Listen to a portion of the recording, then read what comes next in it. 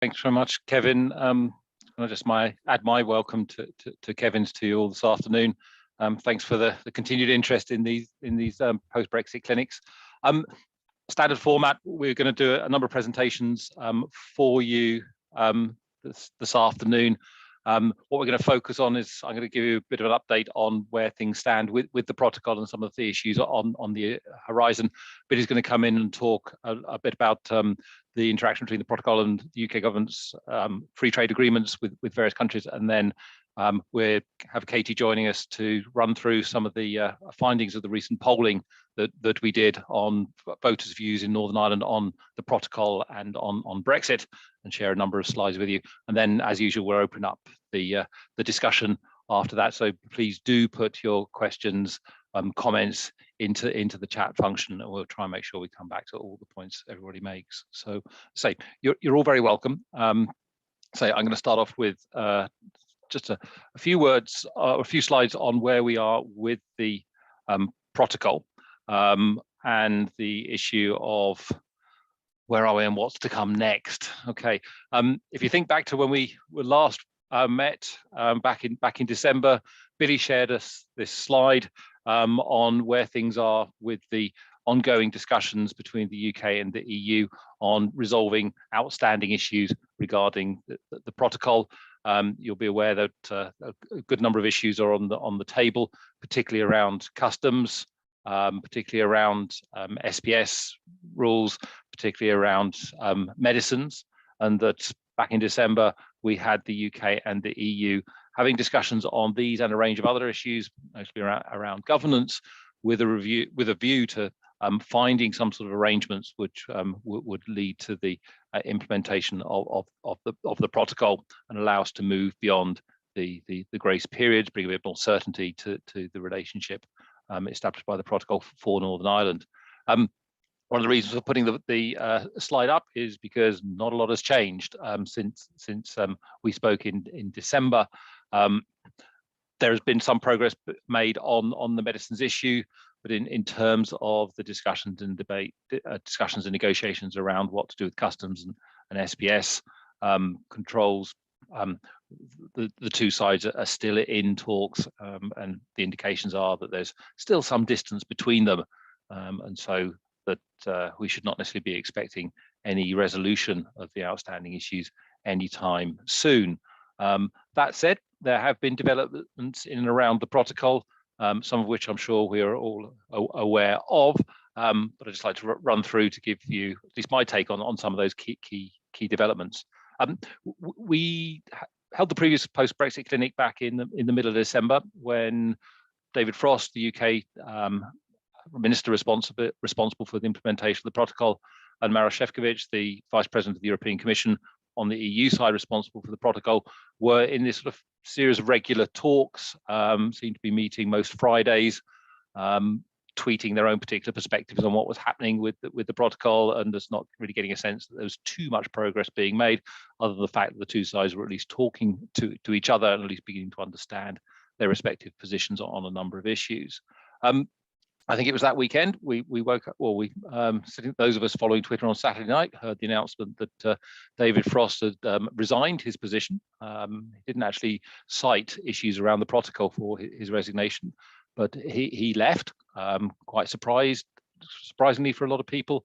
And we had the announcement the next day that Liz Truss, the Foreign Secretary, would be replacing David Frost as the UK co-chair of the EU-UK Joint Committee, and therefore leading the UK in those talks with Maroš Šefčovič. Okay, I think everybody anticipated that there would at least be a mood change around that, and that was to be the case, insofar as you can see from the picture on the bottom there. Šefčovič and Truss had their first face-to-face meeting in the evening, and by all accounts, the mood shifted somewhat. It seemed to be slightly less combative than some people assumed the relationship between Frost and Šefčovič. And as you'll see there on the left-hand side in the timeline I've got there, while Liz Truss stated that she was willing to trigger Article 16 on safeguards, she nevertheless, her language was very much that there is a deal to be done. And I think we've seen that reflected in the mood, at least, around the discussions that she's been having with Mara Šefčovič. Okay, that's not to say that they've actually led to an agreement. And as I said earlier, the two sides still seem to be some way apart on some of the core issues of concern to the UK, at least. In the midst of this, we did get some European Commission guidelines on the application of EU law relating to the supply of medicines, which basically extended the grace period till the end of this current calendar year. And that's pending agreement or pending the new arrangements which the EU has been or is legislating for, which I'll come to in a moment. Okay, so the big Christmas, end of year issue was obviously David Frost resigning and Liz Truss taking his place. Their interest in meeting, reflecting the fact that they had their first meeting early in January. They met again on the 24th. And there's been other correspondence and meetings between them since. What we also saw relevance to the protocol was the UK government announcing the UK delegation to a UK EU Parliamentary Partnership Committee, adding a parliamentary dimension to the UK EU relationship. This is significant for the protocol because the protocol doesn't have a parliamentary dimension to it in terms of cooperation between the UK and the EU parliamentarians on the protocol. There's a sense that, or there's the possibility that there may be some substructure to this partnership committee which could be developed to allow MLAs to engage in cooperation with EU counterparts in and around the protocol. We'll see what comes out of that. But the fact that this parliamentary partnership committee is up and running creates an opportunity for a bit more engagement. Okay, I suppose the key issue which are relating to the protocol that hit the headlines most recently has obviously been the decision of Minister for Agriculture Edwin Poots to instruct the cessation of certain checks and controls at Northern Ireland ports. That was announced on the 2nd of February. Okay, the suspension has not been implemented because of a High Court ruling on the 4th of February. But clearly, you've got a minister of the executive pushing for the certain checks and controls to be suspended, to be stopped, and that is obviously causing a certain amount of concern on the EU side, at least, about the extent to which the goods moving from GB to NI are actually being monitored, because obviously once they enter Northern Ireland, they can enter freely into the EU internal market. Other big event at that time is clearly First Minister Paul Givan resigning. There's obviously led to political fallout in and around the executive on that. And a lot of the reasoning behind that, at least formally, was presented as being to do with the protocol. So you probably will recognise there are other issues at play as well. Anyway, beyond that, which is not the best sort of political context for progress on the protocol and resolving issues, although some people believe that the resignation would strengthen the UK government's hand in the negotiations, and Katy may say something about that later, at least in terms of our polling, because we asked a question around that.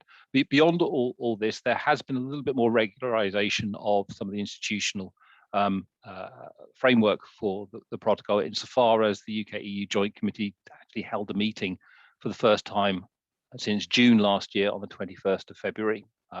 It proved not to be the occasion when there was going to be an announcement on some sort of agreement between the UK and the EU, but I think it's nevertheless significant that it did actually meet, and we've seen the UK-EU relationship move back into the institutions.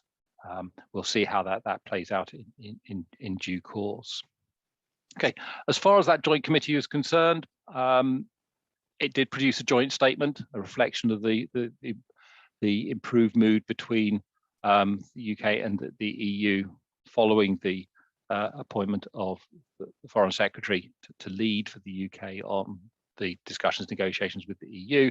But as you see there in the statement, midway down that first paragraph, both Šefčovič and Truss underlined the ongoing determination of both parties to ensure that outstanding issues in the context of the protocol are addressed and durable solutions found for the benefit of citizens, businesses and stability in Northern Ireland. The fact of the matter is those durable solutions have still not been found, and so we're still in this process of discussion and negotiation, and no one is too sure either if and when such an agreement may actually be reached, and the extent to which those negotiations and discussions will continue, at least at the political level, during the preparations for the Assembly elections coming up in May. Okay, just on the final point there, to say Šefčovič and Trust noted that the joint bodies established by the withdrawal agreement should meet regularly, and understanding is that there will be the likes of the specialised committee meeting again soon, following a hiatus of several months of not meeting.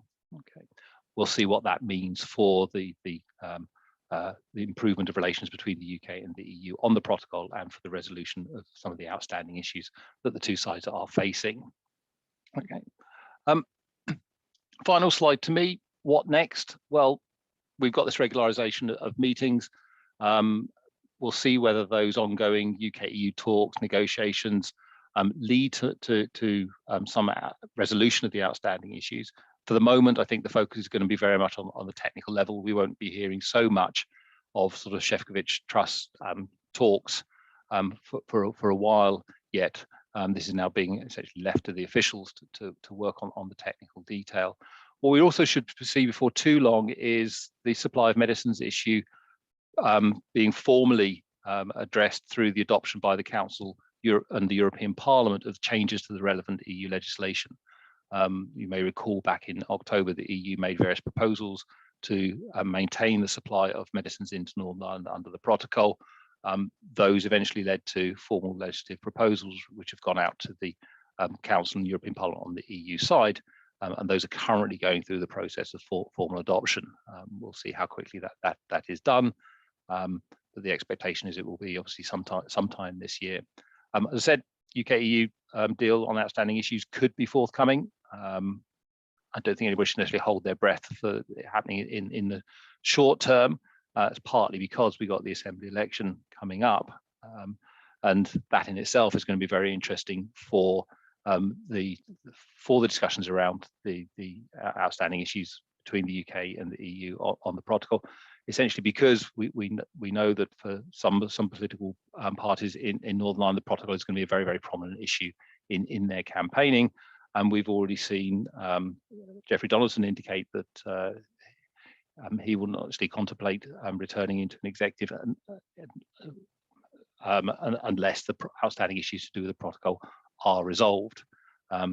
We also then have the possibility or the question of whether a new executive will be established in the aftermath of the election, how long that will take, and how that will affect the politics around the protocol. So a lot of uncertainty around there, very difficult to predict exactly what's going to be happening. The fact of the matter is that there are still outstanding issues, but the UK and the EU are continuing to discuss those and negotiate on them. And I think it's fair to say that's in a better context in terms of the mood around the discussions and negotiations than was the case before Christmas. Whether that leads to a resolution is very much an open question. We'll have to see. So we'll obviously report back more on that when we meet for our next clinic. But before then, let's turn to another issue which is occupying Billy's mind at least, and I think plenty of others as well, and that's the interaction between the protocol and the new free trade agreements which the UK has been signing. So over to you, Billy. Yeah, I was about to say I'm probably the only one. Yeah, good afternoon, everyone. So yeah, as David alluded to, a few weeks back, we had a discussion about what we cover in this clinic, and I was very blasé, relaxed about it. And I thought, well, the topic will come to me. We'll have updates on the negotiations, on the protocol, trade-related aspects of the protocol, on medicines and customs and SPS, and I'll just go over the progress that's been made there. And of course, foolish assumption, there's been little to no progress there. But that then's given me the opportunity to talk about something I've been meaning to talk about for a while, which is the interaction between the protocol and UK FTAs, which may appear to be a very niche technical topic, and it might be, but actually when the text of the protocol was first released, I thought that this was something that was going to get a lot of attention very quickly. That hasn't happened, I suppose, for two reasons. The first one being that most of the attention has been focused on the issue of East-West border checks, which is, of course, the real controversial aspect of the protocol, but also because the reality is that so far the UK hadn't done much in terms of its trade agreements. Sure, the UK had been very successful in terms of rolling over EU FTAs, but really it was just free riding, piggybacking on existing EU FTAs. And because those agreements had been negotiated by the EU, there was little risk that there would be any incompatibility with the protocol. And it's only very recently that the UK started negotiating and concluding new trade agreements, like, for example, the agreements with New Zealand and Australia, which are all countries with whom the EU does not have trade agreements. And of course, we know that the UK also wants to join the TPP, the Trans-Pacific Partnership, and it's launched negotiations with India. And so as the UK starts negotiating and concluding these brand new trade agreements, and especially agreements with countries that do not have trade agreements with the EU, there is a chance that some areas of conflict between these FTAs and the protocol will emerge. And so the idea today really is just for me to give you, not to go into too much detail, but just to give you an overview of some of the issues that may arise in the near future with respect to UK FTAs. So what I'll try to do is, first of all, look at what the protocol says with regards to UK FTAs, then I'll look at what FTAs say about the protocol, and then I'll highlight some of the main issues. David, if you can switch slides. Thank you. Right, so what does the protocol say? Key provision here is Article 4. And actually, Article 4 seems to paint a very simple and straightforward picture, which is a picture where Northern Ireland is part of the customs territory. And as a consequence of that, Northern Ireland falls within the territorial scope of the UK FTAs and can fully benefit from those FTAs. That goods that are created in Northern Ireland, so Northern Ireland originating goods, can benefit from the preferential tariff and market access negotiated under UK FTAs, and vice versa, right? That goods exported from these third countries with whom the UK has signed a trade agreement can access Northern Ireland on a preferential basis. You can move to the next slide. Thank you. Right, but that picture isn't as simple when you start looking at the text of UK FTAs. And here I've just taken a few excerpts. So first of all, Article 1, Paragraph 2 of the trade deals with Australia and New Zealand, and then a slightly different text from rolled over trade agreements of the Singapore FTA and the Japan Comprehensive Economic Partnership Agreement. So there's some textual differences between these provisions, but overall, the aim is to ensure that nothing in these trade agreements should prevent the parties, and in particular the UK, from adopting and maintaining measures in compliance with the protocol. So what these provisions are doing is that, well, they're doing a number of things. First of all, they're recognizing that unlike the rosy picture painted by Article 4 of the protocol, there are areas of conflict, or at least there are potential areas of conflict between the protocol and these post-Brexit UK trade agreements. The second thing it does is it puts forward a solution to the problem. And that solution is a hierarchy of norms. So essentially, these provisions are saying that whenever there is a conflict between an obligation under the protocol and an obligation in the UK FTA, the protocol prevails over the UK FTA, right? So sort of the primacy of the protocol over trade agreements, a very simple solution to the problem with some conditions attached. So for example, you can't simply reimpose restrictions that go against the FTA by using the protocol as a pretext. So you can't use the protocol as a pretext to adopt protectionist measures, right? Which is what the follow-up language prohibiting restrictions which are really just arbitrary or unjustified forms of discrimination or disguised restrictions on trade is all about, okay?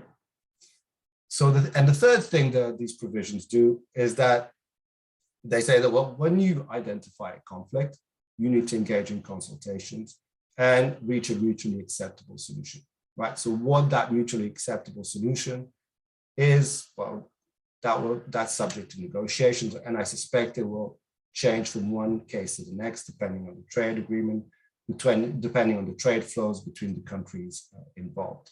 So it may be that a third country does not really export much to Northern Ireland, in which case it doesn't see as its economic interest being affected by the fact that restrictions may be imposed as a result of the protocol. Or it may be that, in which case it would turn a blind eye to the whole issue, or it may be that it feels that actually the balance of the negotiated outcome has been affected and something needs to be done. That something might be withdrawing substantially equivalent concessions, or it could be the UK making it up through compensatory measures in some shape or form. So, I mean, I don't have an answer to this, but really it's very lawly answer. It depends from one case to the next, depending on a variety of different factors. So the next slide.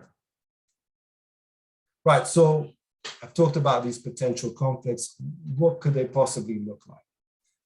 The clearest area where a conflict may arise is if UK free trade agreements exacerbate the differential tariff situation with the EU, right?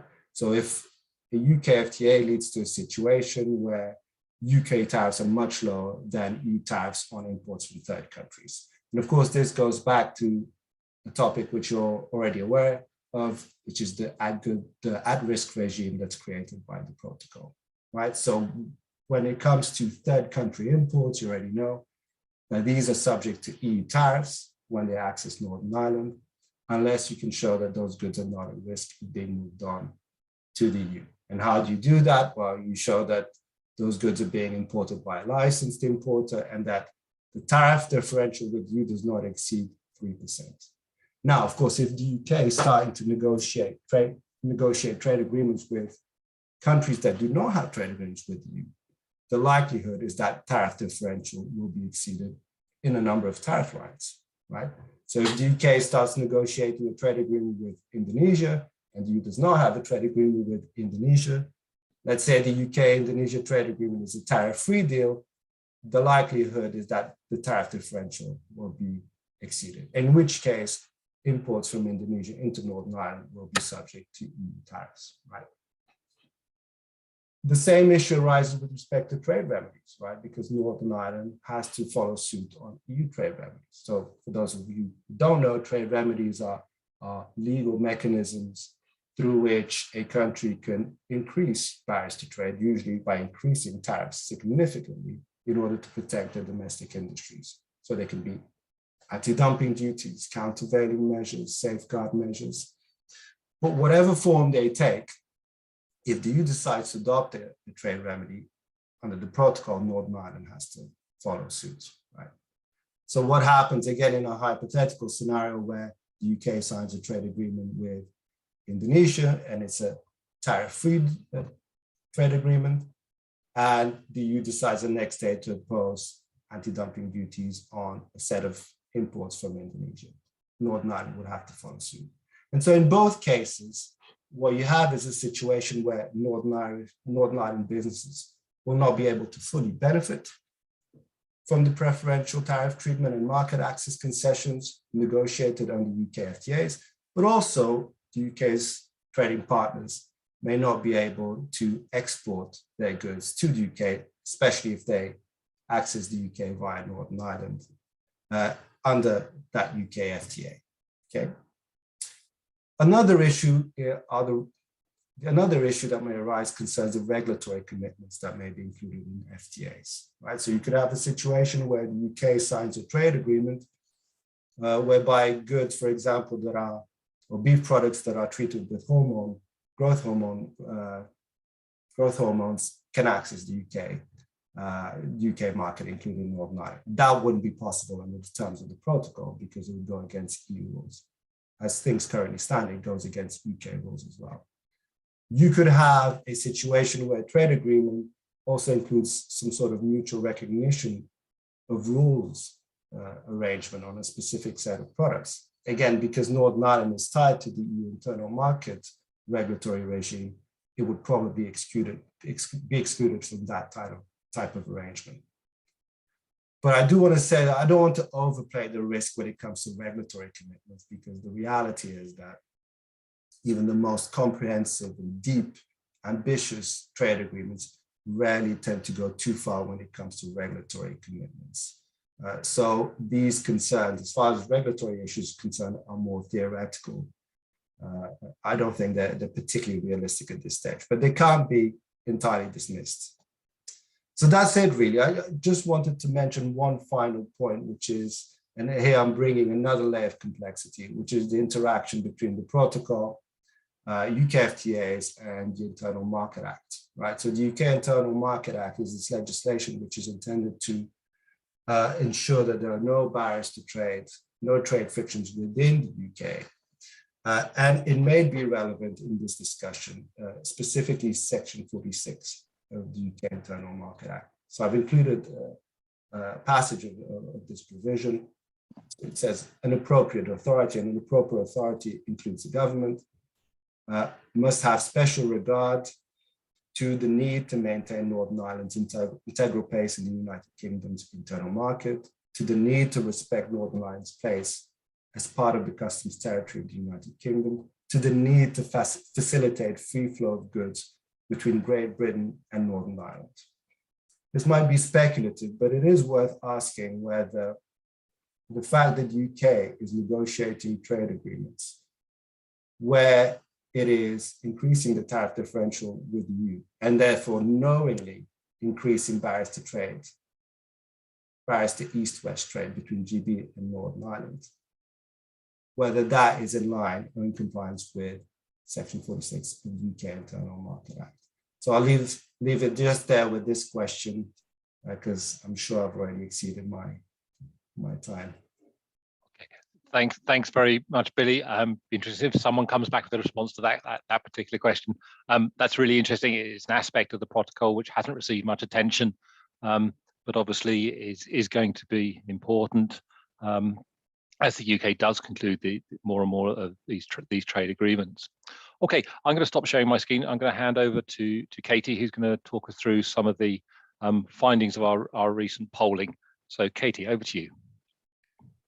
Thank you very much, David. So yes, I'm going to share slides based on our recent polling. So we published these last week, and you can find them on the Post-Brexit Governance website on Queen's.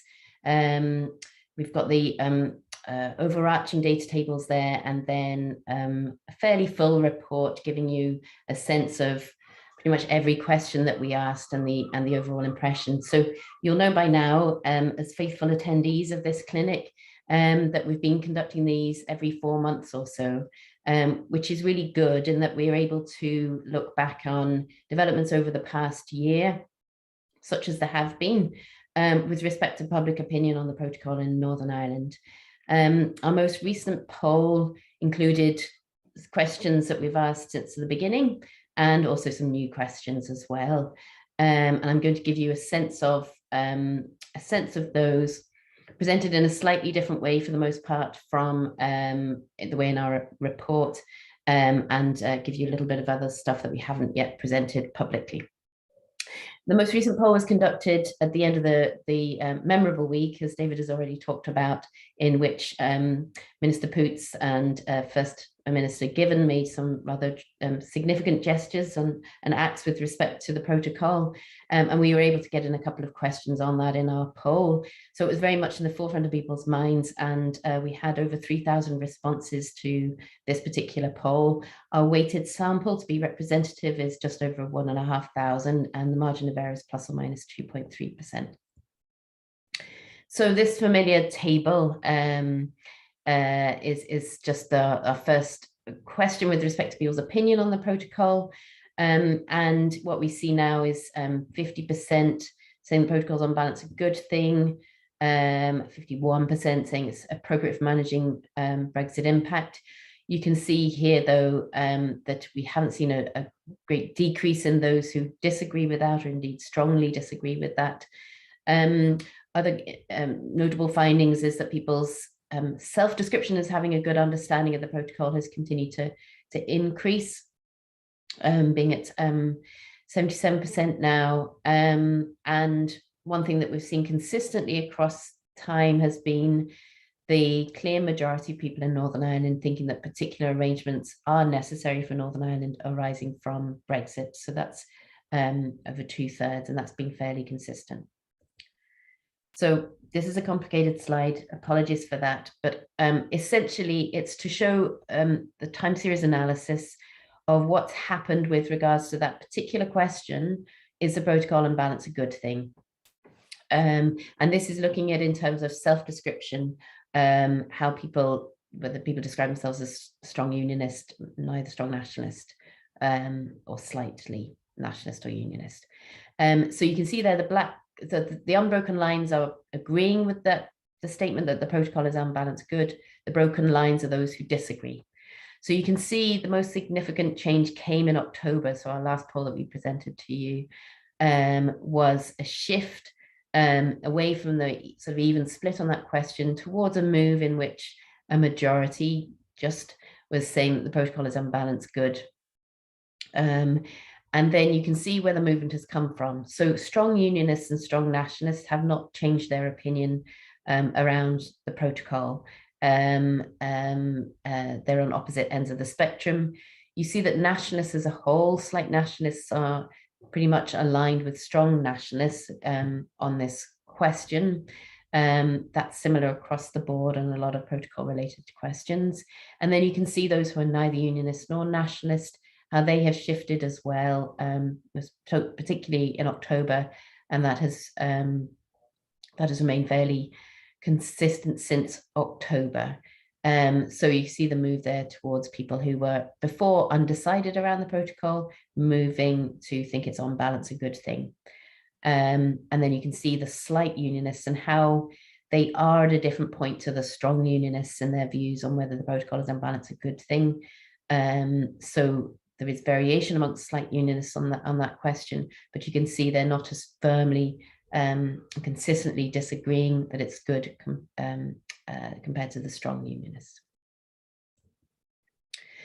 Other questions we've asked is around the current impact of the protocol, and again we've asked this since last March.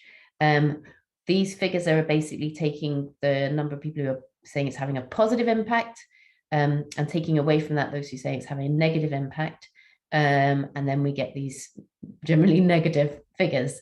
The column at the end there is showing the degree of which it's changed since our first poll last March, and you can see that the movement has been in the positive direction.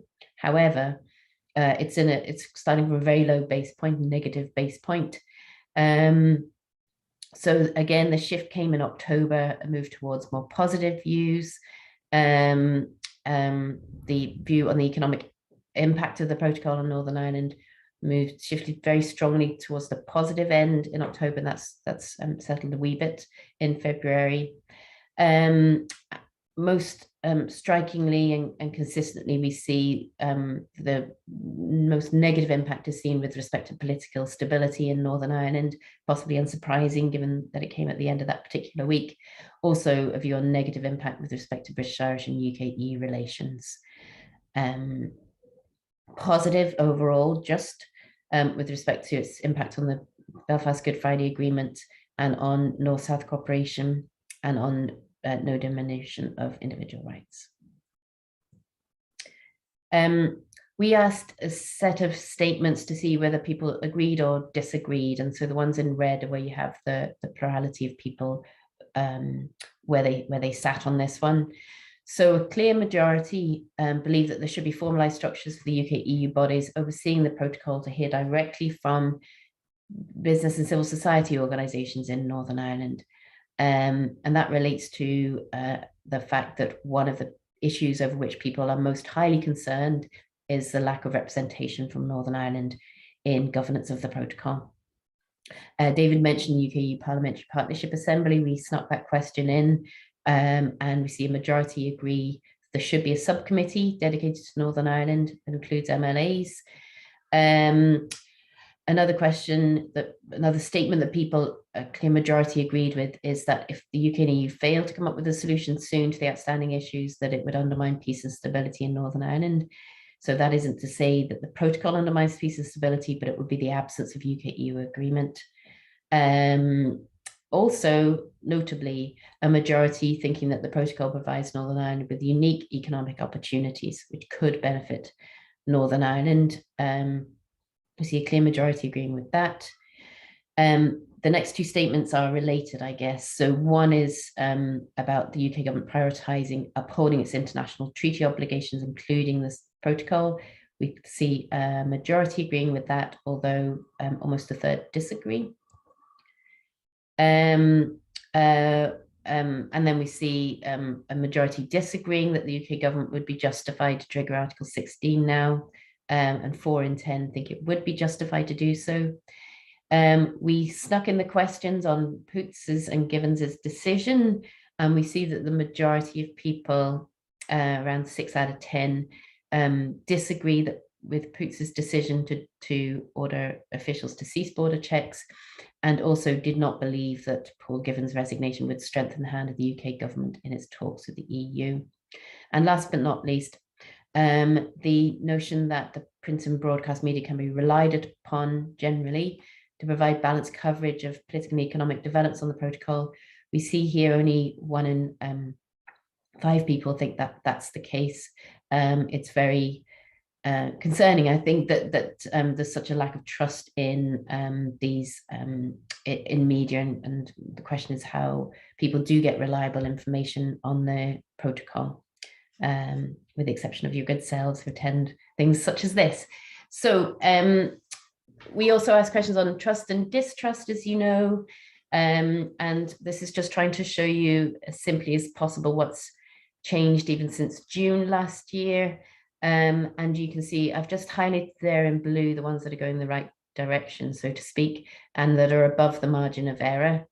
So the trust in the EU Commission has gone up slightly, although you can, distrust in the EU Commission has gone up.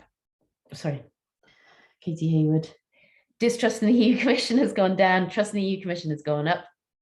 Although you can see that 37% strongly distrust the EU. Trust in the Irish government has gone up as well since last June. Trust in the DUP has gone up since June, and distrust has gone down, possibly related to Given and Poots's decisions, we don't know. And then two consistent findings. Distrust in the UK government is extraordinarily high. Over 50% of respondents distrust the British government a lot, and only 4% trust them, from a high of June at 6%. And then business representatives continue to go up, I think, in terms of the esteem in which they're held when it comes to handling Northern Ireland's interests on the protocol. So distrust is now down at 14%, and trust is way above any others at 59%. Just to skip on to the question of the democratic consent vote. So you'll know that this is happening at the end of 2024, and we've consistently asked this question.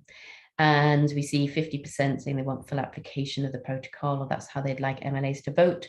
There you can see how it's changed over time, or rather how it hasn't dramatically changed.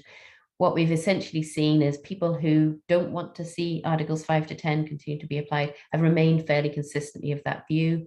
And where there has been a shift, so there has been an increase in those wanting full application, but that's come from those who previously had no preference or no interest in the topic. And then similarly, this now seems fairly imminent, of course, the question of how people's views on the protocol will affect how they vote. on the 5th of May or before, and that is basically we see a plurality saying that they will only vote for candidates who are in favour of continued application of the protocol in full. And then we see 37% saying against that. 27% want the whole thing to be scrapped, and they'll only vote for candidates who have that hardline opinion. And 1 in 5 say it won't affect how they vote. And again, in that table, you can see how it really hasn't changed that much over the course of the year. Slight increase in terms of those who only vote for candidates in favour of it, but really there hasn't been a great move. And then this slide you won't have seen before, and this is around looking at whether people self-describe as strongly unionist, slightly so, neither, slightly nationalist or strongly nationalist.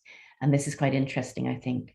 So the question of how the protocol issue will affect their choice of candidates, and you can see here that basically as you go down from strongly nationalist, it becomes less significant as them wanting to vote for candidates who are strongly in favour of continued application of the protocol. So for those who are neither unionist nor nationalist, even though we know from other polling they're very much pro-protocol and pro-Remain, that they will consider other matters when it comes to, or a large portion will consider other matters when it comes to casting their vote. Similarly, those who are slightly unionist, so you may assume it's not directly correlated, but largely these would be UUP supporters. Almost half of them saying that the candidate's position won't affect how they vote. I think that's very striking. However, for strongly unionists, the candidates, they will only vote, for the most part, those who are in favour of scrapping the entire protocol. That's 2/3 of them say that, with 20% having a slightly more realistic understanding, I imagine, of what the democratic consent vote could possibly do, and 7% of them wanting full application of the protocol. But I think that helps explain a lot in terms of the context, not least possibly what to expect in some of the debates as we go into the election campaign when it comes to the focus on the protocol or otherwise in the debates. Thank you. Okay. Thanks very much, Katie. So that's our presentations for you this lunchtime. Hopefully they've been informative, and hopefully they've raised a few thoughts and questions from you. We've got a number of questions that have been put in the chat. Please do add some more if you have some questions, and equally if you'd prefer to just raise your hand and put the question to us, then happy to see hands raised. Just looking at what we've got in the chat. First question for you, Billy. This is from George. Is there anything in the protocol that would allow Northern Ireland to do bespoke deals, presumably trade deals, approved by the European Union? Can you hear me? Yep. Yep. Yeah, so I'm going to assume that by bespoke deals, you mean that Northern Ireland, if Northern Ireland could negotiate its own specific trade agreements. I think the issue here wouldn't be the protocol; it would rather be the UK's constitutional system, right? Which is, trade policy is part of foreign policy. It's covered by the royal prerogative, and only central government can carry out that particular policy area and negotiate trade agreements. And in general, FTAs, like most international treaties, are negotiated and concluded by subjects of international law, which tend to be sovereign nations, in some cases, or international organizations like the EU. That said, it is possible, if the constitutional system allows it, for a subnational entity to negotiate international agreements, like the example of Belgium being one where for a long time, the regional federations were able to sign investment treaties because it fell within the competences of regional federations. So Wallonia, for example, had an investment treaty with China for a while. But so the question really is one of UK constitutional law, and I suspect that there isn't really an appetite to transfer more powers, especially foreign policy powers, to any of the devolved nations, including Northern Ireland as things stand. And actually, really, the challenge for devolved nations and Northern Ireland is to actually have a more meaningful say and influence in shaping these trade agreements. And that's something that we've seen even with the Australia trade agreement and New Zealand trade agreement, that by and large devolved authorities have been completely left out of the loop when the negotiations were happening. That the UK government didn't even go so far as carrying out a regional impact assessment to assess how these trade agreements will impact the regions across the UK and how it would interact with the protocol. And actually, just a few days ago, 1 month ago, the Northern Ireland Department of Economy filed a written submission pointing out this issue, that no one had considered how the Australia trade agreement would interact with the protocol. So when I was giving my presentation, I was talking at a very theoretical level because we don't really know how these trade agreements will impact on the protocol. We've only just seen the text of these agreements. They weren't released prior to the conclusion of the finalization of the negotiations. So we're really just playing catch up, and there seems to be very little work being done in terms of how they interact with devolved powers and how they interact with the very unique circumstances of Northern Ireland, which are of course informed by the existence of the protocol. Okay, thanks, Billy. So we've got another one to do with trade. It's part of two questions which relate to the ongoing situation with Ukraine. The one I'd like to put to you is, again, from George, how will the protocol operate for sanctions on Russia?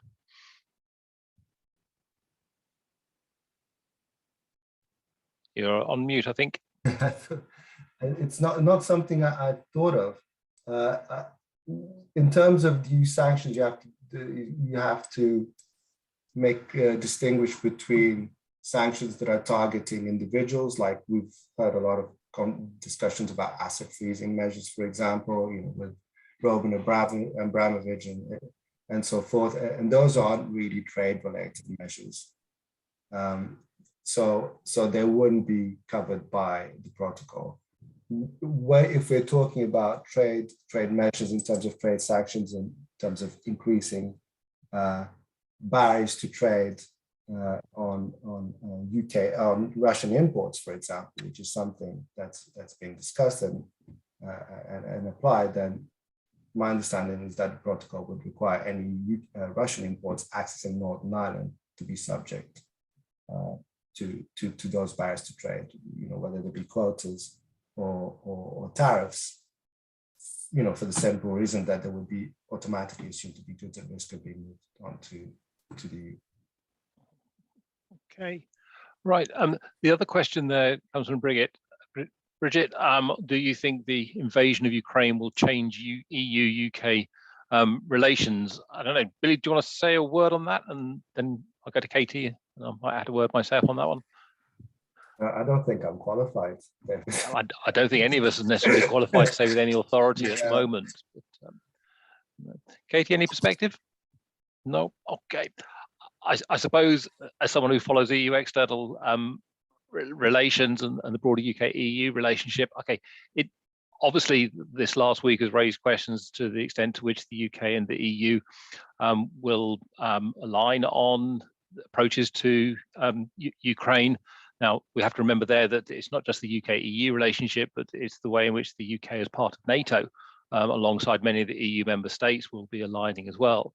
I think there's certainly a sense that this could bring the UK and the EU closer together in terms of security cooperation. If you remember back to when we had the UK leaving the EU and there was a political declaration signed at the same time or agreed at the same time as the withdrawal agreement, there's a lot of emphasis placed on the possibility of fairly close cooperation in security and foreign affairs issues.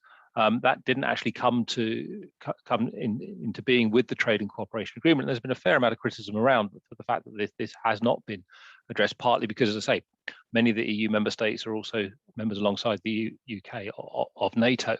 I think we have already seen some practical steps together between the UK and the EU on that, and I see there's a note just through on social media that the EU is holding a special European Council on Ukraine, and I think the UK has been invited along to that. So I think that you're seeing some sort of issue-driven practical cooperation coming through on this. That then raises the question, how does this then feed into the discussion around the protocol? And will this sort of closer cooperation lead to a more greater meeting of minds in terms of needing to address the protocol issues? We simply do not know at this stage.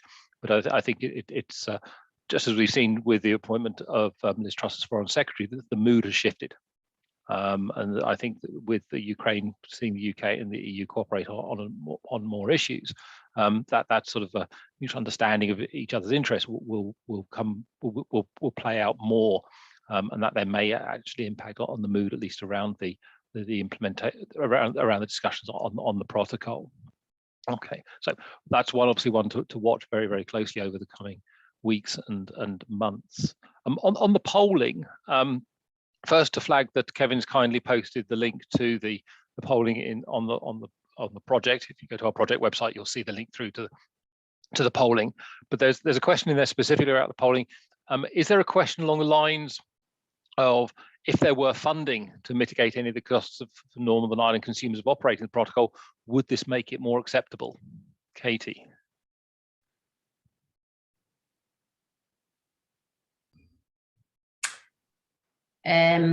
Yeah, so we haven't asked any question relating to that, and we've always been a bit careful around asking questions that relate to how people are experiencing the protocol in their pockets, so to speak, partly because it's very difficult, especially at consumer level, to distinguish between Brexit impacts and protocol impacts, of course.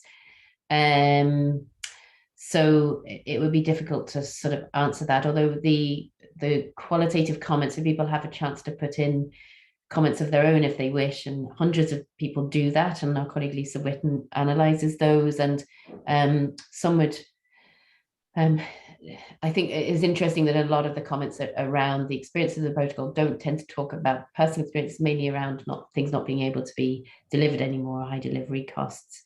So it's difficult to say, but we will consider that when we're drafting our next set of questions. Thanks, Katy. I think I'll pick up on Peter's question around democratic consent, partly because we've got an explainer on the democratic consent mechanism, which is, well, it's been sitting near final completion for about the last 3 months. We'll hopefully get it out to you soon. But the question there is, okay, if Northern Ireland is without a government following the Assembly elections, and at the time when we have the scheduled democratic consent vote in 2024, will that democratic consent vote still go ahead, or does the UK government get to speak on behalf of Northern Ireland? Okay, the way the legislation has been devised basically allows for that democratic consent vote of MLAs to go ahead, irrespective of whether there's an executive in place. So if the executive is in place, it's down to the First Minister, Deputy First Minister to initiate the proceedings around that. If there is no executive in place, it falls to the Secretary of State to basically call the MLAs together and to run the process of the democratic consent vote. So there will be a vote in 2024 of the MLAs on the future of Articles 5 to 10 of the protocol, irrespective of whether there is an executive in place or not. Okay, so a couple more questions that have come in. Thanks for those. I've got one here, or a couple here from Michael. First, does Billy think the UK government has one eye on the possible future free trade agreement with the US in how they have included references to protocol in Article 4? And then there's a separate question there for Katy. Given there is now a question on Northern Ireland accessing the EU via an indirect UK route, you should add a question about also activating the NSMC indirect route, and that is already there, and seek what people think and alert them to its existence. Okay, Billy first, and then Katy. Yeah, so I mean, the UK has systematically been including these provisions in all of its trade agreements. And I think initially, the UK, of course, realized that there would inevitably be some areas of conflict within the FTAs, and they put these just in case, right?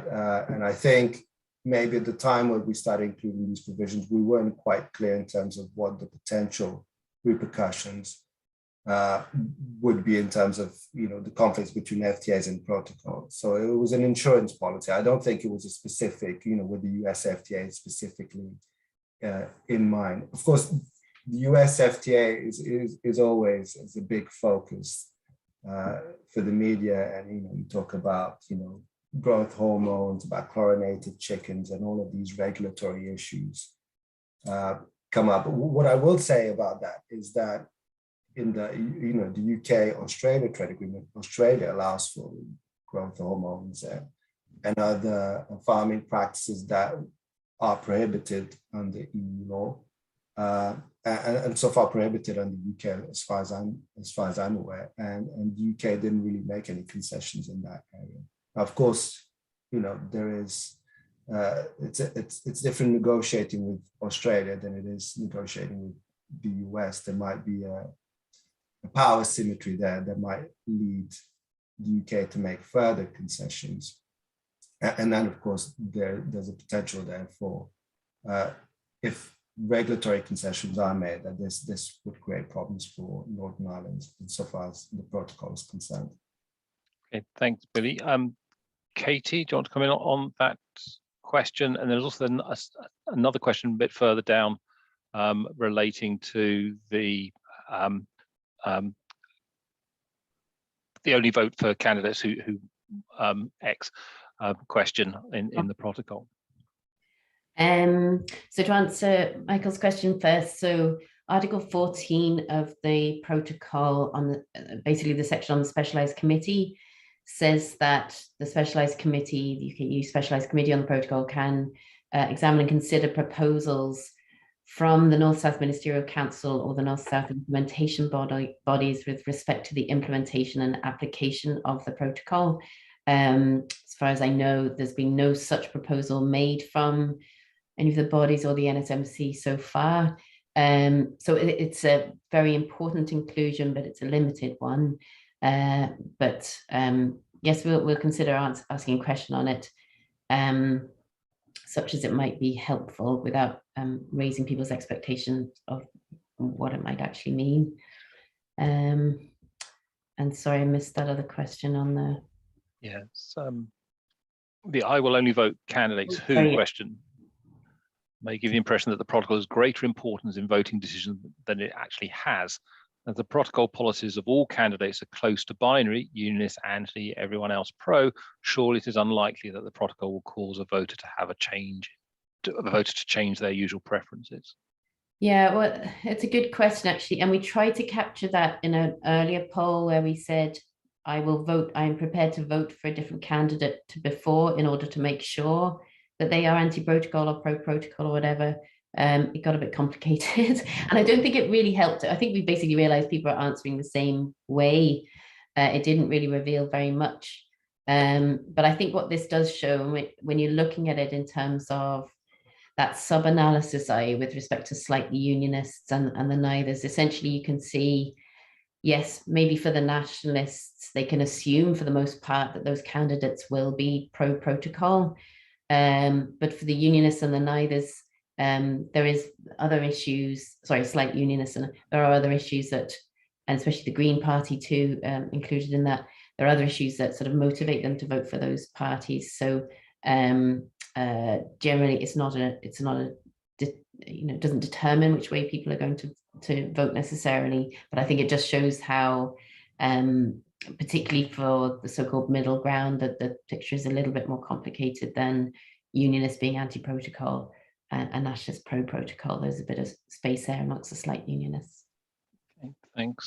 We've got a question there from Philip. Do you envisage that in the future there may be a form of input by Northern Ireland representatives into the EU rulemaking procedures?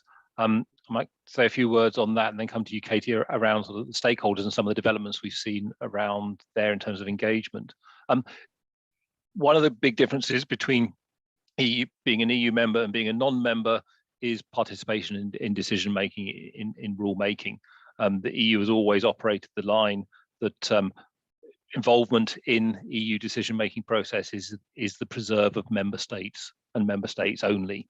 That said, it does have arrangements in place which provide for sort of decision shaping roles, particularly for the countries of the European Economic Area, so Norway, Iceland and Liechtenstein. As far as the protocol is concerned, we've mentioned before the Joint Committee, the Specialised Committee and the Joint Consultative Working Group. Technically or formally, that Joint Consultative Working Group does provide an opportunity for the UK and the Commission to exchange information in and around new EU regulations or amendments to existing EU regulations applicable under the protocol, such that those views can then be at least taken forward by the Commission and shared with other EU actors in the decision-making process. So there is a means there of at least having the views of actors in Northern Ireland fed into the process, but there is no direct role for Northern Ireland representatives in the EU decision-making procedures. And to be honest, just looking at the EU's external relations, I cannot see that changing. The onus, therefore, on the UK and the EU is to find ways in which the arrangements which exist at the moment can be used to ensure as best as possible that the views that exist in Northern Ireland on particular issues to do with the protocol do feed into the EU's thinking on how to proceed and whether it wants to have appropriate carve-outs for Northern Ireland.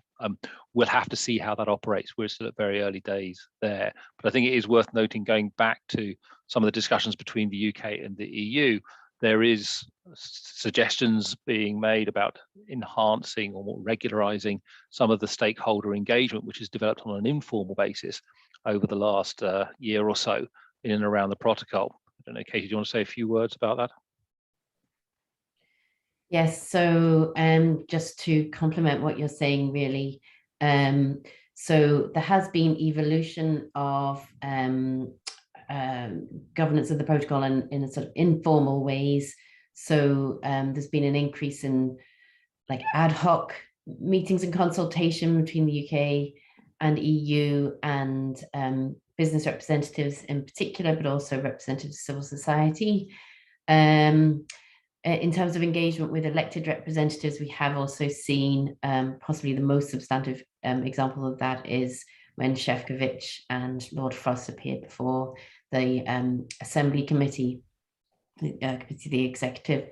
And then in terms of proposals, so the EU's non-paper is on governance is the most clear expansion of what it might consider, and the only element of that involving elected representatives, as far as I can recall, is respect to the like a Northern Ireland substructure on the UK EU Parliamentary Partnership Assembly. So that's a suggestion that they put forward there. And then, as David has already mentioned, they're talking more about experts and stakeholder engagement with the Joint Consultative Work Group and the Specialised Committee, rather than it involving elected representatives. And I would say a lot of the question of the role of the democratic institutions of Northern Ireland vis-a-vis the protocol centres a lot more on the internal dynamics of the UK, and even relating to what Billy was saying earlier around the role of devolved institute, the inclusion of devolved governments and officials in these matters will be increasingly important, I think, and that's where we have the intergovernmental relations review that's happened at the moment in the UK side, trying to formalise some of those relationships. That possibly will have almost just as significant an effect on the management of the Northern Ireland Protocol from involving elected representatives from Northern Ireland. Okay, thanks, Katy. I'll stick with you because there's a question there about dual regulation proposal in the command paper, which, if I remember correctly, was about whether there could be a dual regulatory regime whereby goods manufactured or SPS goods should be able to circulate within Northern Ireland if they meet either UK or EU rules as determined by UK or EU regulators, being labelled accordingly. Do you know if there's heard anything on that proposal being discussed by the UK and the EU at all? I'm not aware of any further development of that. And I must admit, I'm not either as well either. Okay. I don't know, Billy, do you have any insights on that one? No, I think that was dismissed because at the very least it would require the application of a risk regime with respect to regulatory issues as well, because then you have to determine whether those goods that only comply with UK rules are at risk of being moved on to the EU, which is something, and I might be mistaken, something that's been rejected, that notion. So, I mean, I'm not privy to what's being discussed behind closed door, but I suspect that that's not something that's been I think certainly early on there seemed to be a lot of EU pushback on that sort of idea. Okay, Billy, while you're there, there's a question specifically about weapons made in Belfast. Do we assume they are made in the EU? I assume there's no way they could be transported via Ireland to Ukraine. Yeah, so I think that there are two questions or two issues we can touch on here. Is that first of all, you know, which regime do goods made in Northern Ireland fall under? And it's maybe I didn't address this in my presentation, but you know, Northern Ireland is part of the UK customs territory. So as far as exports are concerned, it's subject to the UK trade regime, right? So for example, UK goods, leaving the weapons issue aside, UK goods do not fall under the scope of EU FTAs, right? So as far as exports are concerned, this would be a UK matter. Now, specifically dealing with the issue of weapons, trade in weapons, this is something that's extremely regulated. And it's not something that you'll find, for example, in an FTA, you know, tariff preference on, you know, trade in military equipment. And usually the way it works is through individual licenses that are granted by government, right, on a case-by-case basis. So I haven't looked at what is happening on this, but I suspect if you are Northern Ireland manufacturer of military equipment and you want to export them to Ukraine, you'd have to get some sort of license from the UK government. And it's only on that legal basis that you'd be able to do so. Okay, thanks, Billy. I see that's all our questions in the chat. I don't see any hands up. So unless anybody wants to fire through a last question, I think we'll bring today's post-Brexit clinic to an end. Thanks everybody for participating, coming along, and for some really good questions there. As you know, this is part of a series of post-Brexit clinics. We'll be back again sometime probably after Easter. We'll obviously be looking out to see what's happening within the UK-EU discussions, talks, negotiations, and if we do see there being some agreement on something or other, we'll try and do a clinic in the light of that to at least give our perspectives on what's been happening there. We've got another poll coming up in June. We'll be doing something in the light of that, and I'm sure when we do, there'll be plenty of questions around the implications of the outcome of the Assembly elections. So don't go too far. There's still much to happen on the protocol and politics and its interaction with politics, particularly in Northern Ireland. And yeah, okay, to say thanks very much for your attendance. Thanks to Billy, thanks to Katy, and hopefully we'll see you all again in May, June time, and fingers crossed we may be able to do that one in person on the campus here at Queen's. But thanks very much for attending and enjoy the rest of your afternoon.